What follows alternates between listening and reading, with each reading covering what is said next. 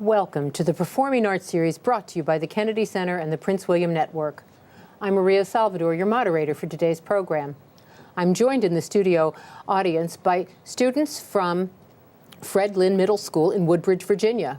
With us is award-winning author Carole Boston Weatherford. Her poetry has introduced readers to people and places filled with fascinating insight and historical detail. Each richly imagined book celebrates everyday joys and the joy in overcoming seemingly insurmountable barriers. Her books have received a great deal of recognition, including a Caldecott Honor, the Coretta Scott King Award, the Jefferson Cup, the Lee Bennett Hopkins Poetry Award, and the Carter G. Woodson Award, just to name a few. Welcome, Carole. Glad to be here, Maria. Before we get started, I want to remind you that today's program is interactive, and you will have an opportunity to ask Ms. Weatherford questions later in the program by using the 800 number or the email address on your screen. You became a published author very early on. I love that story. Would you share that with us now? Sure. When I was in first grade, my mom was driving me home from school one afternoon, and all of a sudden I said, "Mommy, I made up a poem." And then I recited a little poem about the four seasons. She was so surprised that she parked the car and asked me if I would recite it again. And when I said it the second time, she wrote it down. After I wrote other poems in the early grades, first, second, third grade, she asked my father, who was a high school printing teacher, if he would print some of those poems on what amounted to index cards in his classroom. So he used that as an exercise for his students, and I wound up seeing my work in print at a very early age, before the dawn of desktop computers and laser printers. How did it feel to see your work in print at such a young age? Well, it was really a thrill. My parents printed it, my dad printed enough so that they could give some of the poems to their friends, and I had a little supply to give to my friends. I don't think I knew how special it was until I set out to become an author and had to face the rejection of publishers who didn't want to publish my work. But because my dad had already published me, I had the audacity to think that someone else would too, even if it took 20 years. It's fascinating. But there was a 20-year lag between the time. Oh, there was more than a 20-year lag, because I didn't decide that I wanted to be an author until I had graduated from college, and then it took almost 20 years for my first book to be published. But you never stopped writing poetry. I never stopped writing, and I never stopped submitting my work, because I knew that someone would eventually publish me. Okay. Well, tell us about your early interests in poetry. I was introduced to nursery rhymes by my parents, who read to me every day. And then I was introduced to the work of Langston Hughes by elementary school teachers at the segregated high school that I attended in Baltimore, Maryland. So I was just turned on to poetry. Langston Hughes, huh? Right. I think some of our studio audience, they were talking earlier about Langston Hughes. Did you consciously set out to write for young people? I started out writing for adults and did not begin to write for young people until I myself became a mother.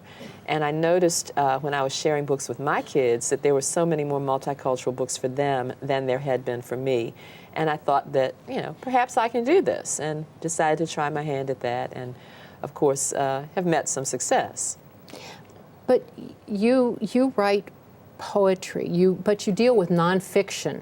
You deal with history and biography, and I think a lot of people think that there's a disconnect between poetry and information. How come you use this form to introduce your readers to? I do what I love. I love poetry. I call poetry my first language as a writer. So it feels more natural for me to write verse than it does for me to write prose. I do write prose sometimes as well. But my first inclination is always to write poetry, and of course I have a love and a respect. I revere history because I know that I stand on the shoulders of everybody who came before me. Well, what can history do for young people? I think it can show young people, it can teach them about their own identity. Of course, I sought out history about African Americans, but that African American history is American history, so it can teach us where we came from, and we can draw strength from the historical subjects that I write about, people like Harriet Tubman. But you write in poetry. Let's go back to that for a second. Where do you think poetry and history intersect? I think both can elicit emotional responses from the readers. History because it's just so awe-inspiring, and poetry because the language is beautiful and it has the power to convey emotions that the dry facts can't always do.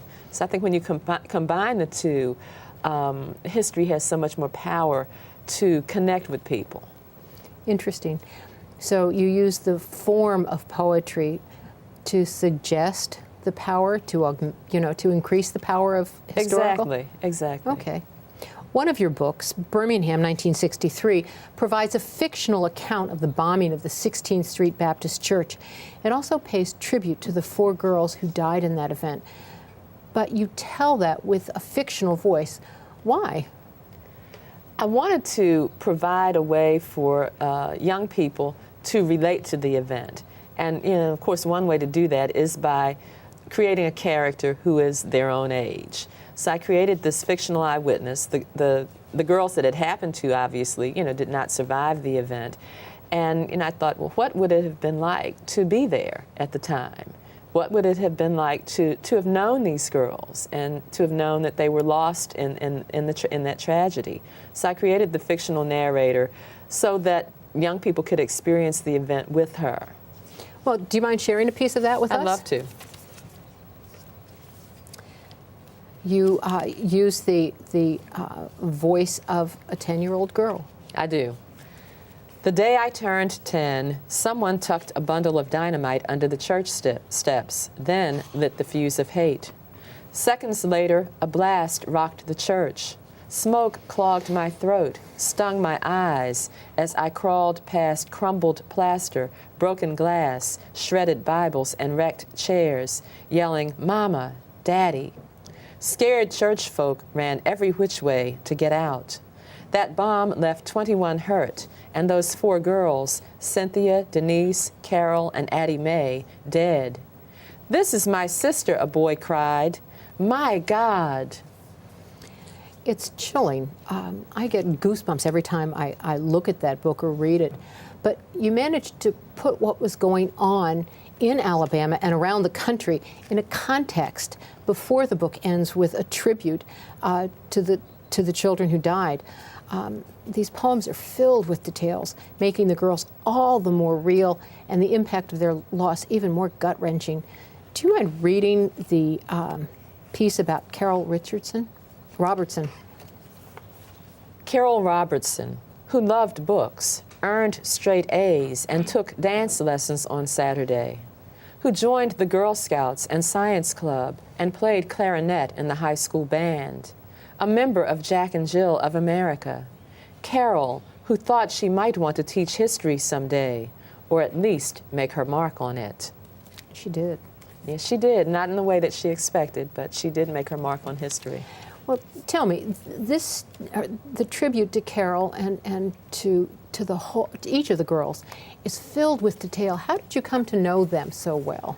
Fortunately, other people had done the research for me. There had been articles published where their family members had been interviewed about who they were, what they liked to do, and what they might have become had they lived on. So I owe a debt of gratitude to journalists who interviewed their families, and I was able to read those articles.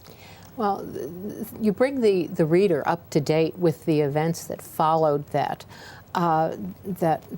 horrible event, up to date with an author's note at the end. Conclude the story for us and tell us, what do you think? Well, eventually the men who, the Ku Klux Klan members who committed that crime, that hate crime, were prosecuted. They were old men by that time, and it wasn't until I think the late 80s, maybe even the early 90s, when those men were prosecuted, were charged with and convicted of the crimes. I ended with the author's note because in poetry, often things are left out.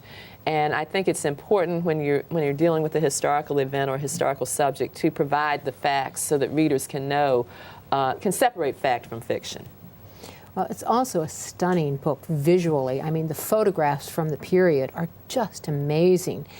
How involved were you in the creation of those and the use of those photographs? Well, in addition to being a poet, I'm also a picture researcher. I did not identify all of the photographs, but I did suggest the historic photographs that I thought should accompany the poem. And then the designer of the book, Helen Robinson, chose commonplace items, things that a girl in the 1960s might have had in her life, like patent leather Sunday shoes and barrettes for her hair, pencils and erasers that might go on the pages opposite the historic images. And that certainly complemented the visuals and the detail in the book. I think so. It's amazing.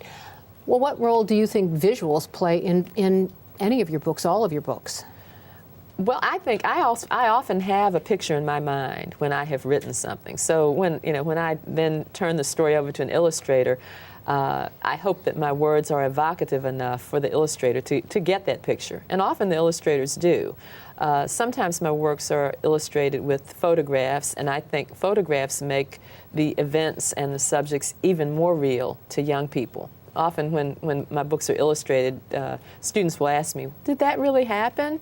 And when they're illustrated with photographs, that's not the case. Students know that it happened because photography has documented the experience. Well, it's true. And remember the bridge, that's filled with powerful powerful images, visual images, and you were very involved with it. Right, I did all the picture research for that book. Tell us how that started. It started as a graduate school photo essay project that evolved into a manuscript that I thought, perhaps I should try to get published. It didn't get published right away. I had to do a lot of research and had to write more poetry. So I did research not only to write the poems, but I did picture research at places like the Library of Congress and the Moreland Spingarn Research Center and other archives across the country. As I identified photos and images to go with the poems, I found other images that spoke to me, and I thought that I needed to write poems about. So it took me 20 years to do because Wow. of that process, the picture research, the writing of the poems, the finding more images, and writing poems to go with images, and of course I had to find a publisher as well. So I did the photo essay project in 1980, I think, and the book was not published until 2002. Wow. I worked on it off and on for all those years. Wow. So there's a lot of thought and research that goes into these things. Not to mention commitment. Well, that's true. That's 20 years. That is true. But the story is powerful. I mean, the images are, the textual, the words, as well as the photographs are very powerful in all of your books, but particularly in Remember the Bridge. Well, thank you. Another one of your very, very powerful books is Moses. And when Harriet Tubman led her people to freedom. It's not only beautifully told, it's got very, very amazing illustrations by Kadir Nelson, which are a perfect complement. Tell us about your inspiration for this book. Why Harriet Tubman? I learned about Harriet Tubman when I was a girl growing up in Baltimore. You don't go through the school system in Maryland without learning about Harriet Tubman because she hailed from Maryland's Eastern Shore. Now, I have a family connection to the Eastern Shore as well. My father's family, my father's father's people hail from the same county, Dorchester County, where Harriet Tubman was a slave. And we have ties to Talbot County as well, where Frederick Douglass was a slave. So, I felt a personal connection to Harriet Tubman because of my roots on the Eastern Shore. And of course, she did, very heroic work, leading slaves to freedom on the Underground Railroad at great personal risk. So you're a native Marylander? I am. I'm from Baltimore originally. Really? Tell us about your growing up in Baltimore. How did that affect your interest, not only in Harriet, but other things? Not so much my childhood in Baltimore influenced my work, although I've chosen, of course, I've had an affinity to some famous people from Baltimore, like Harriet Tubman and Billie Holiday. But my home life and the respect for history that was within my home, when I grew up, there was always a grandmother in the house because my mother's mother lived with us and my father's mother lived just 2 blocks away. And most afternoons when my brother and I came home from school, both of those grandmothers were there. So I lived with history. My grandmothers shared stories, about, raising their children. So, I always had that connection to the past, and I revered the past and always wanted to know more about the past as a result of the sharing of stories in my home. Do you remember a story that either one of your grandmothers told you that you connected with in particular? I can remember. I'm not sure who told the story. Probably my mother, because she was the most verbal one in the household. There was a story about an aunt from Michigan who visited. She was from the South originally, but when she went to visit my grandmother, who then lived in Tennessee, that's where she raised her family. My aunt, whose name was Gertie, drank from whites only fountains. And what she used to say is, my grandmother always obeyed the rules of drinking. She would drink from what was called the colored fountain at that time. But her sister, Aunt Gertie, who was much bolder, drank from whites only fountains because she said, I've never heard of colored water. Ooh. And she certainly didn't want to drink it. That's the truth, isn't it? Oof. Yeah. I think an awful lot of young people don't remember segregation. And, they don't even...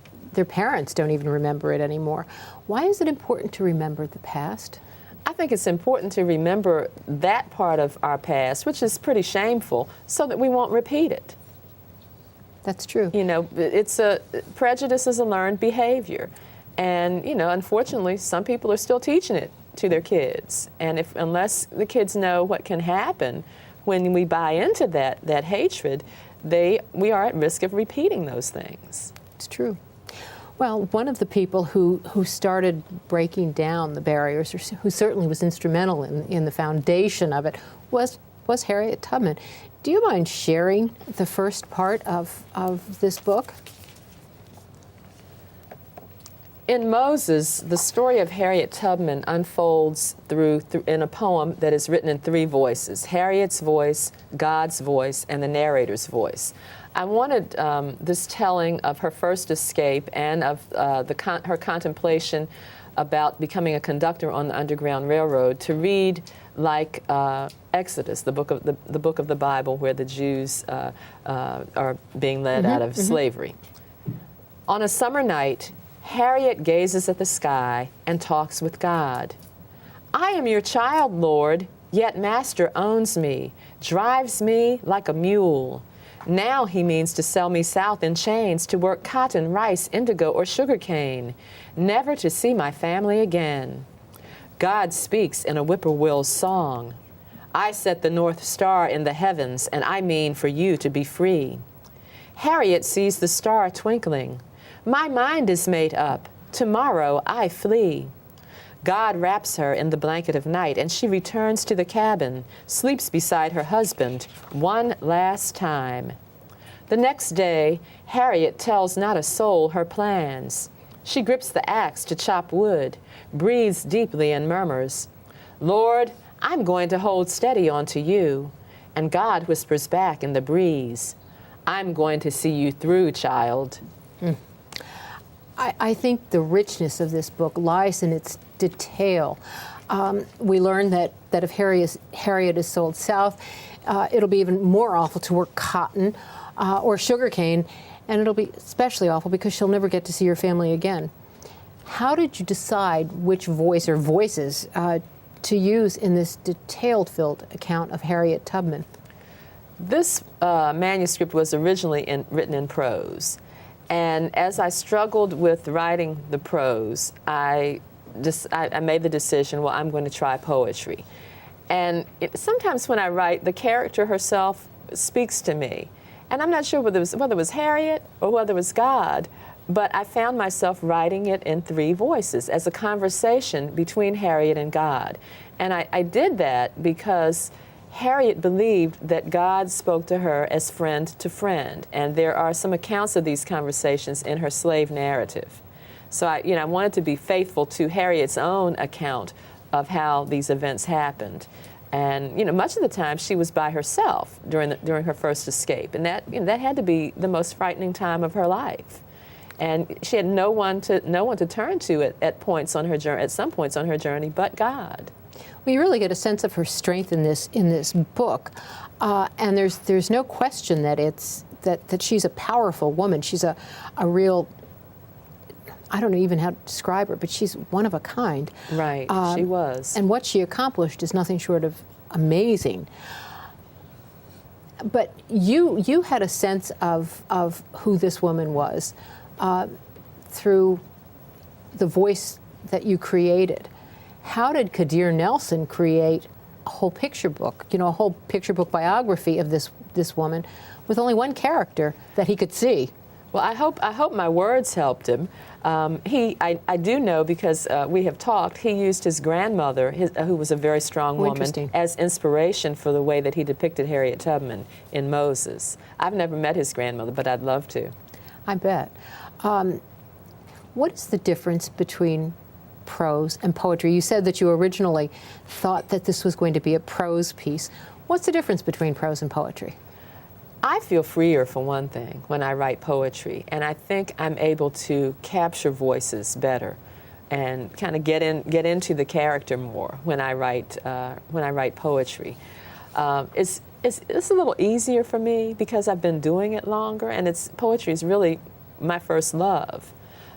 So the difference is the musicality, the beauty of the language, and also the amount of feeling that you're able to pack into a few words.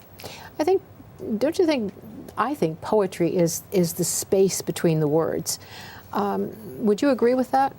I think that is one of the components, one of the elements of poetry, the space between the words, where the lines are broken. You can choose which words you want to emphasize by where you break the lines. Mm-hmm. And of course, rhyme is part of that as well sometimes. Sure. But not all poetry has to rhyme. No, not all poetry has to rhyme. And of course, Birmingham and Moses are both written in free verse. Right. Let me ask you this, and this is something that I struggle with. What is the difference between free verse and prose? I think it's the word choice, for one thing. Okay.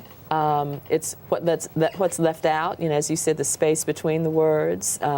You can be more elliptical in poetry. You can leave out words. You can compress. Again, you can compress the language. There's an economy of language in poetry, in free verse, that you won't necessarily find in prose. And I think it's just the amount of feeling that you're trying to pack into those words. The words have a lot. I think each word carries a lot more weight in poetry and has a lot more responsibility than in prose. Well, for me as a reader, poetry slows me down. Does it slow you down as a writer? It can. Finding that word choice. Yeah, it can. It can slow me down. It does require a lot of thought. Okay. Do you have any advice for our students? The studio audience has written poetry. Do you have any advice for them as poets? Well, I always tell any writer, whether you're writing poetry or prose, read a lot. Because you can be a reader and not be a writer, but you cannot be a writer and not be a reader. You must read you must read good writing that, people like, I mentioned Langston Hughes. There are other poets whose work I love. Perhaps some of the students have read Nikki Grimes. Read good poetry if you want to write poetry. Don't always try to rhyme. In fact, sometimes try not to rhyme. And see how much power you can get out of those words. Choose strong verbs. Be specific as possible. Instead of saying boy, name the boy. Tell what he looks like. Okay. Is this what you tell your writing students? All the time. All right. All right. You are a jazz aficionado, clearly. You've written a number of books on jazz artists, and you even emulate the sound and music of jazz in a book for very young children, which we'll hear more about later. But one of your newest books is a biography I guess it's a biography, of Billie Holiday. It's called Becoming Billie Holiday. She's originally from Baltimore, as you are. And again, you use poetry to write about the life of Eleanora Fagan, who became known as Billie Holiday. You chronicle her life from its start until she's a young woman, but oh, such an old young woman. Why did you choose Billie Holiday as a subject, and how did you steep this with such rich imagery? There are a few reasons that I chose Billie Holiday. First of all, she's my muse. She has spoken to me ever since I saw her film, the film about her, Lady Sings the Blues, as a teenager. And when I began writing poetry in earnest when I was in my 20s, she made cameos in my poems. I wrote some poems about her. But it wasn't until a few decades later that I realized she was my muse. She had been speaking to me all this time. I listened to her music. So she's my muse. That's the first reason. The second reason is that she's from Baltimore, which is where I'm from. She's my homegirl.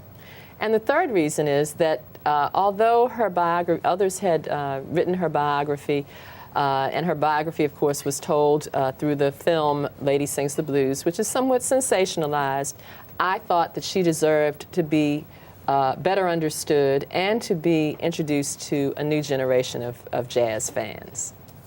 Well, the poem that you wrote called Jeepers Creepers speaks to young Billie Holiday's character. Would you share that with us? Jeepers Creepers. To earn some change for candy or a picture show, boys shined shoes, collected junk, or sold Afro newspapers. Girls minded babies or cleaned, in my case, front steps. Baltimore had miles of row houses and marble stoops. And even lousy housekeepers whose homes were filthy inside wanted sparkling clean stoops. That's where I walked in. The going rate for scrubbing steps was 5 cents. I figured I could double my money if I brought my own bucket and brush. I went from door to door, block to block with my offer. When someone balked at 15 cents, I'd throw in a bathroom or kitchen floor for free. Some days I made $2, a lot of money back then. She was an amazingly enterprising young woman. How old was she when this would have taken place? Well, she was under 12 years old because she left Baltimore at age 12, and she practically raised herself on the streets, and she grew up poor, so she had to be enterprising. It's the truth. Well, then Billie, or Eleanora as she was then known, was bitten by the blues. Would you read I Hear Music and put it in a context for us, please? Billie heard, or Eleanora as she was known at the time, heard jazz and blues at a brothel, which is a place where prostitutes worked. She did odd jobs at the brothel, and there was a Victrola there, which was an early form of a record player, something that was a predecessor to a CD player and an iPod. So she heard music in the parlor when she was working at this brothel. I hear music. The blues are brewing. I was no stranger to hard work, and Miss Alice had plenty of it in her good time house. I kept busy with errands and chores, washing basins and toilets, changing towels, putting out Lifebuoy soap, and peeking through a keyhole now and then. I got paid in tips, but would have worked for free to wind up her Victrola and hear music fill the room. As Bessie Smith belted out bar after bar, bending notes to moods, I mouthed the words till I knew her blues by heart. The jazz bug bit me good when Louis Armstrong and his Hot Five swaggered through West End blues and turned music on its ear. I had never heard singing without a single word. Scat, dig that. Those blues sure were brewing. Well, you know, it's interesting, the choice of words. I mean, the word scat is I consider it a jazz term. Tell us about what music did you listen to? Did you listen to music as you wrote these I poems? did. Before I wrote a single word, I listened to Billie Holiday's early recordings. I have quite a collection of her music, you might imagine, but I had to buy some of it in CDs so I could listen to it in my car along my commute to work. So I listened to her music over and over and over again. I commute 100 miles to work, so I had quite a bit of time to listen to her music. So I did that for about a month, and then when school was out, I began to reread some biographies about her. And as I read about her life, her music kind of provided settings for those phases of her life, and I decided to title each poem after one of her songs. But they're not all song titles. No, they're about three or four that are not titled That's it? after her songs. Right, that's it. There are 97 poems in the book, and I'd say about at least 92 of them are titled after her songs. So you really became a Billie Holiday expert. Right, and fortunately she had a lot of songs because I would have run out of titles otherwise. Well, someplace in the book you talk about, her not having such a wide-ranging voice. Tell us about her voice. Her voice was less than an octave, and had she not come on the scene when there were microphones, she would not have been able to be the star that she was, because her voice needed amplification. Interesting. Billie Holiday always dreamed big and lost herself in music, in the music that you just described. Would you read the poem, You Go to My Head? You go to my head. I sang my songs so much that they became the soundtrack for my dreams, the melody for my moods, a room I lived in, and a balm for my wounds. I sang my songs enough to know them backward and forward, enough to wonder if they could lift me from hometown haunts to center stage. I'd sung my songs enough that I could take on Baltimore's best talent at the Harlem Theater, and maybe even win. If you sing a song enough, it can go to your head that way. That's amazing. She really was a complex person, and her life was anything but easy. But one of the final poems in that book portends the impact that this amazing woman would have. Would you share that poem with us, If Dreams Come True? Yes. If dreams come true, I will bathe in spotlights and sleep on satin. Gardenias will bloom year-round in my backyard. Sadie's rib joint will make rich folks lick their fingers. Prez and I will do 10 dozen duets. Crooners will sing my praises between the lines of songs. Hornmen will trumpet my arrival and claim me as their own. Piano players will secretly pine for me as my solos move them to tears. Singers will try but fail to mimic my tempo and phrasing. My biography will light the silver screen, my myth inseparable from my music. Cats will groove to my blues long after I'm gone, a legacy in wax. History will hail me in the same breath as Duke and Count, jazz royalty. I will reign over Swing Street and have found the love I crave. And you bring her full circle with an author's note at the end. Tell us about your author's notes. You frequently use them to fill in. So what happened to Billie Holiday, and what did you include in your note? The book itself ends when Billie Holiday is 25 years old and has just recorded her signature song, Strange Fruit. The author's note, unlike some author's notes in other books, does not provide a lot of biographical details. It does go on to say, to discuss her tragic demise and the decline of her career due to drug addiction and alcoholism. She died at age 44, which was really, really young. But what the author's note really does is talk about my connection to Billie Holiday, why I wrote the book and how I wrote the book, listening to her songs and then deciding that the poems should be titled after her songs. Well, Billie Holiday's story, and certainly Birmingham and even Moses, are difficult historical events. They're tough stories. And you often write about struggle. But you manage to include hope in these stories too. What is the role of hope in books for young readers? And how do you manage to include them in these seemingly hopeless stories? Well, the characters in my stories often face adversity. And I think that if young people read these books and see that Billie Holiday or Harriet Tubman could overcome what they had to overcome, then maybe, taking a test on Friday is not such a big deal. Raising a C to a B is not such a big deal. Trying to get into college is not such a big deal when, the way has been paved for you and all you have to do is work to achieve. So, I think that, the message is, these things happened in history.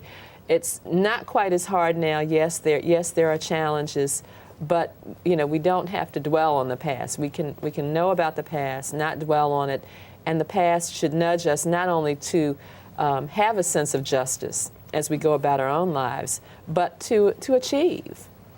And how can you empower young people to become active in that? Well, yeah, that's the other part of it. That don't just sit by if you see something wrong going on. If you if you hear someone cracking a joke that's offensive, don't laugh at it. Say that's not funny. Yeah, I think that's really a hard thing for young people to do. And for old people too. Well, that's true. Yeah, that's for true. old people too. Do you think there's a difference between books for young readers and books for adult readers? Well, I'm sure there is a difference, but I think my books can kind of cross over sometimes, and often they're meant to be read. They can be shared by an adult with a child, or an older reader can read them independently. But certainly my books raise questions that I think young people should discuss with grown-ups. What are some of the questions you discuss with your students and with other young people? Well, let me tell you some of the questions that young people ask me after hearing my books, besides the one, did that really happen? I have a book about the civil rights movement. It's historical fiction. And one student asked me, as we in the book there are signs of discrimination, whites only, coloreds here, that kind of thing. And one biracial student asked me, well, where would I go? Where would I have had to go? Which door would I have had to go through? Where in the theater would I have had to sit? And the answer was, well, in the segregation era, you were illegal. It was against the law for a black person and a white person to have a baby. There were laws outlawing sex between blacks and whites in many states. So, the answer was you may have existed, but I don't know. You would have had to go. You definitely would have had to go in the black door. You weren't going to go in the white door. That's amazing. So I get some very tough questions from kids sometimes, as a result of issues that I raise in my books. Wow. Can you think of any others? Besides the "Did it really happen?" That's the most frequent one. And then, of course, books about slavery raise the question, and as do books about the Jim Crow era. Why were blacks treated so unfairly? Yeah, and there are no easy answers to that. No, there are no easy answers. That's something that I think people still struggle Right. with to this very day. Right. But I think that if you forget where you've come from, you may lose your way to wherever it is you're going. Exactly. And exactly. so the whole notion of hope and empowerment is really very powerful. I think one of your more hopeful books is Dear Mr. Rosenwald. Tell us a little bit about how this book came to be. I thought it was a fascinating story about how one man took real action. Right. Dear Mr. Rosenwald is about the building of a school in a rural African American community in the 1920s, in a sharecropping community. So these are poor people who built a school for their children. The book resulted because my father attended a one-room school in Talbot County, Maryland, a black segregated school. And my mother-in-law attended a Rosenwald School in North Carolina. So, again, there's that family connection. What happened with Rosenwald schools were the Rosenwald is Julius Rosenwald, who was a president of Sears. And he had lots of money, of course. He also served on the board of Tuskegee Institute and was influenced by Booker T. Washington, who founded Tuskegee, to use some of his money to help build schools in rural communities. And what the Rosenwald Fund did was provided seed money for the building of these schools, and the communities themselves had to raise additional funds, usually had to raise more money than the Rosenwald Fund itself had provided, and they had to provide land, and also they had to provide the labor to build the school. So that's what happens in Dear Mr. Rosenwald. A community bands together to build a school for their children so that their children can have a better life.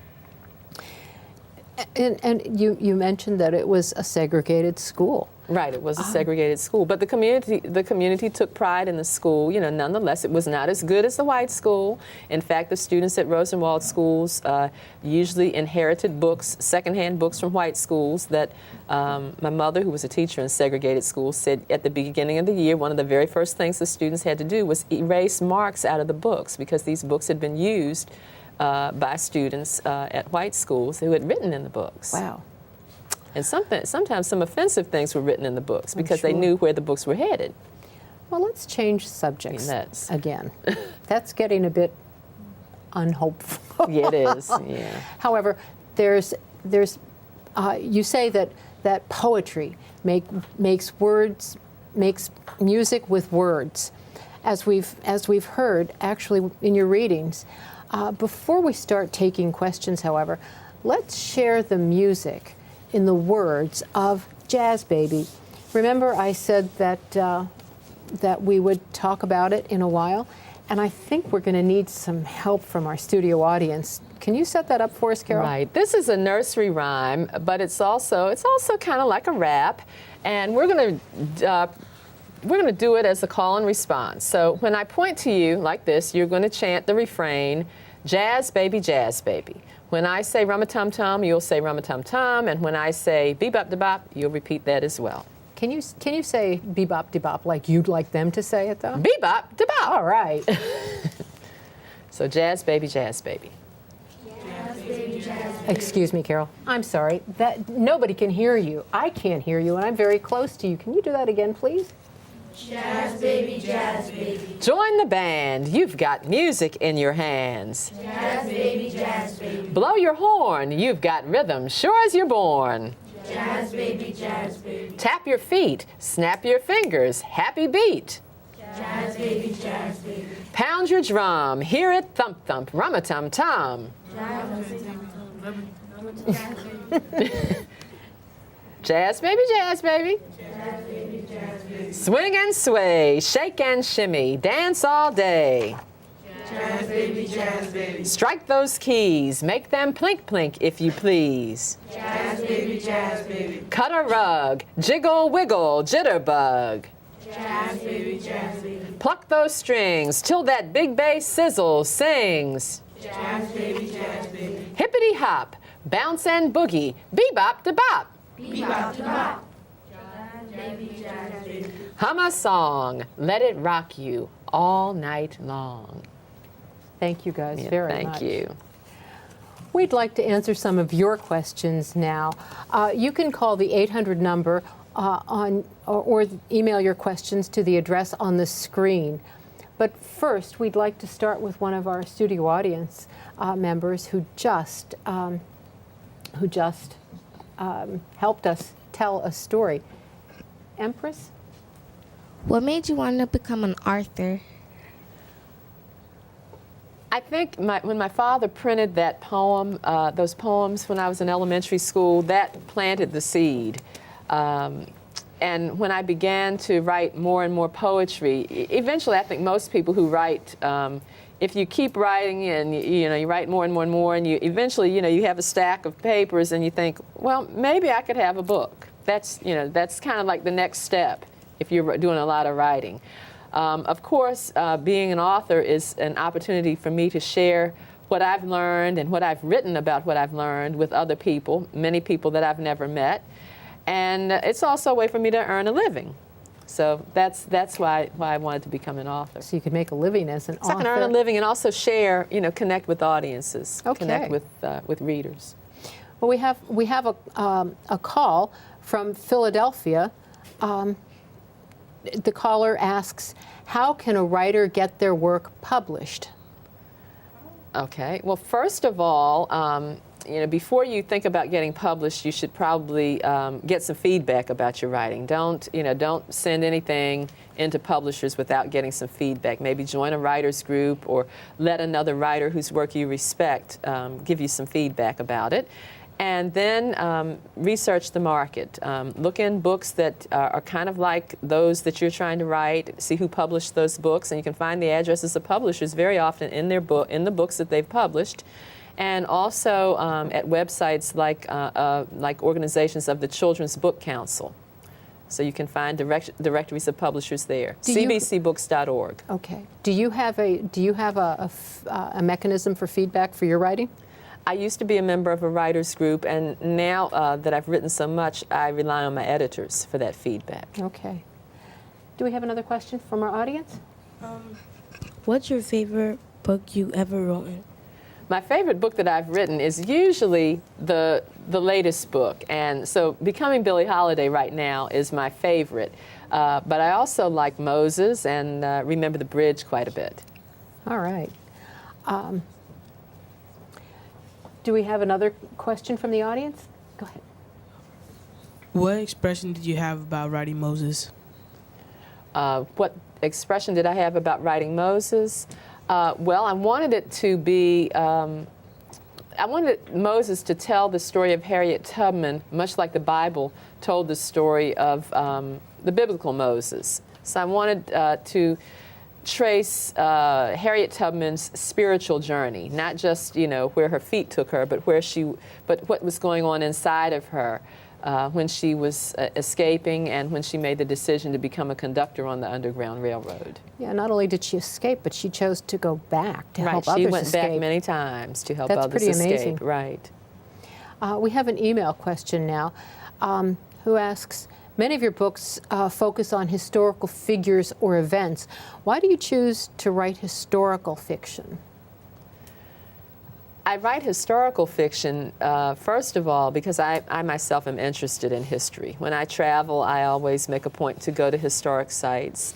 When I'm reading, even when I'm reading for pleasure, sometimes I'm reading biographies and nonfiction that deals with historical subjects. So I'm just very interested in what happened in the past. And I write historical fiction because it gives me more license to tell the story in a way that will impact young readers. Where do you do your research? Do you do it all on the internet?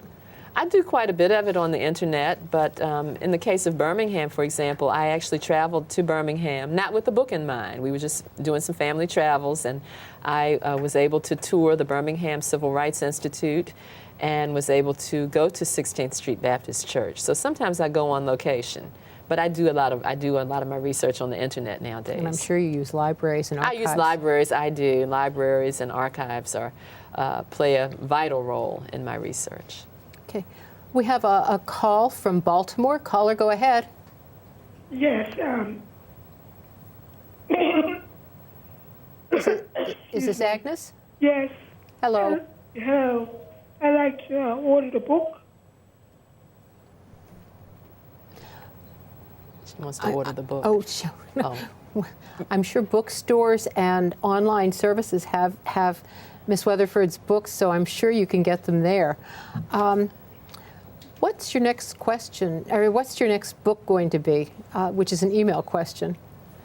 I have a book coming out about the first black NASCAR champion called Racing Against the Odds, and that will be out sometime in 2009. Wow. How do you come to your interest in sports? Because you've also done a book on the Negro Leagues too.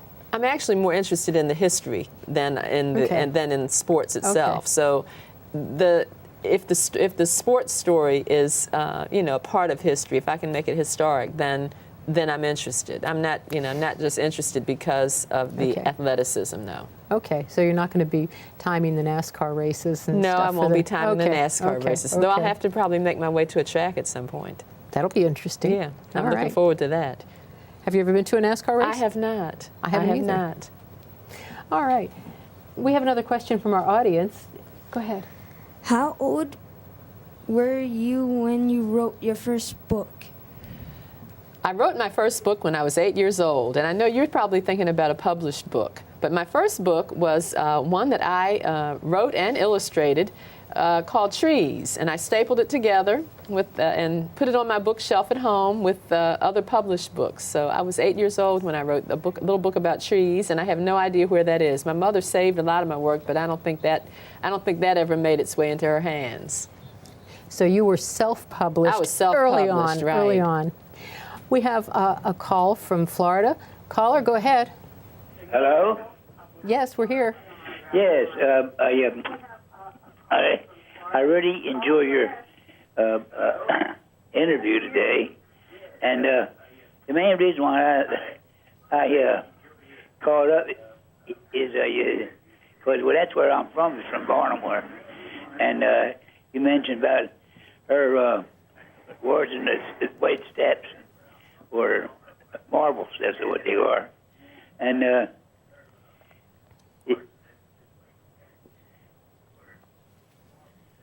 did we lose our caller?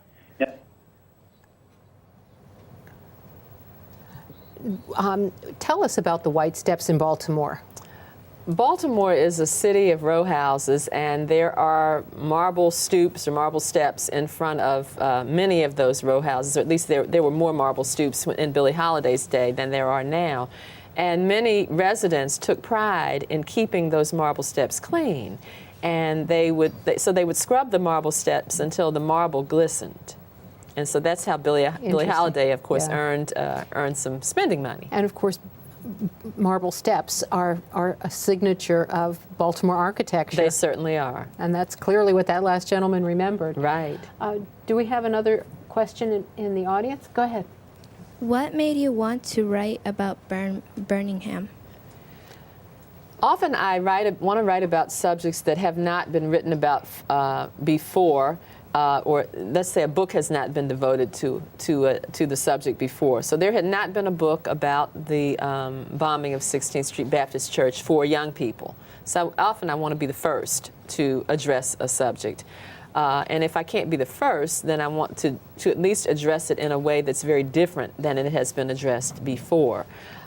So I wanted to write about Birmingham, one, because it had not been written about before for young people, and two, because I wanted to make sure that those girls were not forgotten and that young people would remember who they were. And that's why I closed the book with a poem in tribute to each girl. Yeah, and they won't be forgotten because of this book.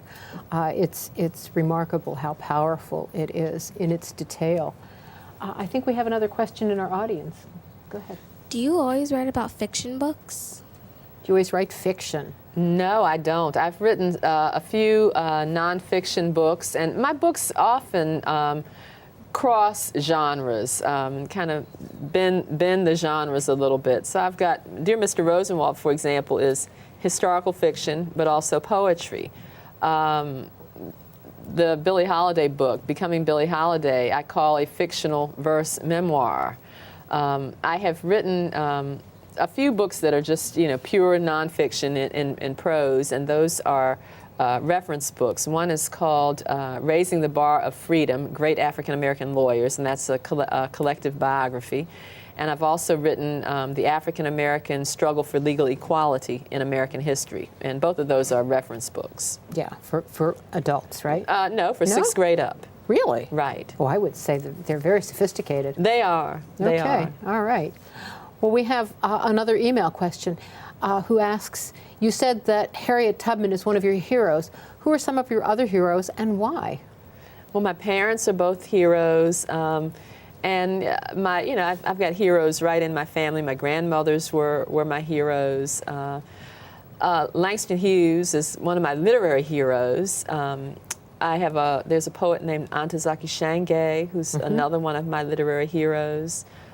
Fannie Lou Hamer, who was involved in the civil rights movement, was one of my heroes. Certainly Dr. King, Martin Luther King, is one of my heroes. And nowadays, Senator Barack Obama is one of my heroes.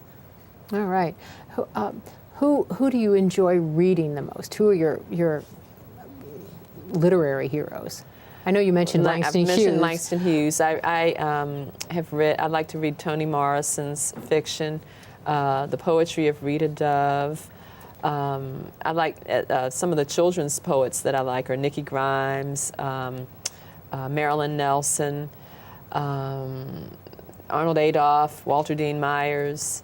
So I've got, it's kind of hard to narrow it down. I know, I've got a lot of favorites too. We have another question from our audience.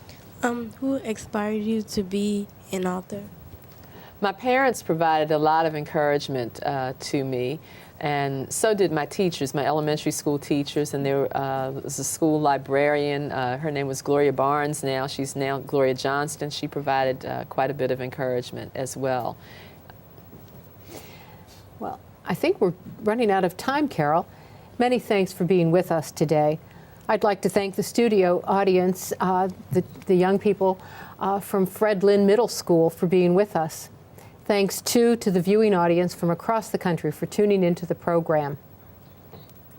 Thank you. Meet the artists after the show. You and your students can ask questions of the artists after each broadcast by emailing us at kcperfarts@aol.com.